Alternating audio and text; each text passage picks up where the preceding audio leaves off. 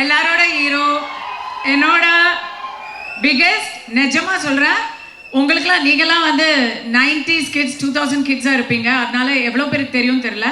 நான்லாம் லொல்லு சபா first எபிசோட்லேருந்து fan. அப்பலேருந்து அந்த simplicity, அந்த ஹியூமிலிட்டி, டவுன் டு அர்த்னஸ் மாறவே இல்லை. சந்தானம் சாரோட இது ஐ worked with him before, but இந்த படத்தில் அவரோட எனக்கு நிறைய காம்பினேஷன். அதில் நான் நான் உங்களுக்கு நிஜமாக ஷேர் பண்ணணும்னு நினைக்கிறது, பயங்கர ஹார்ட் ஒர்க்குங்க. அந்த மனுஷன் எப்போ தூங்கினாரு எப்போ எந்திரிச்சாருன்னு எனக்கு தெரியல.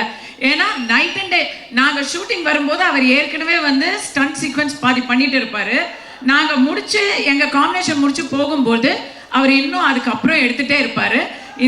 இந்த இடத்துல எனக்கு வந்து டைரக்டர் பிரேமானந்த பாராட்டுறதா இல்லை சந்தானத்தை வந்து வியக்கிறதா அப்படின்னு தெரியல. ஸோ ரியல் லைஃப் ஹீரோ அவர்.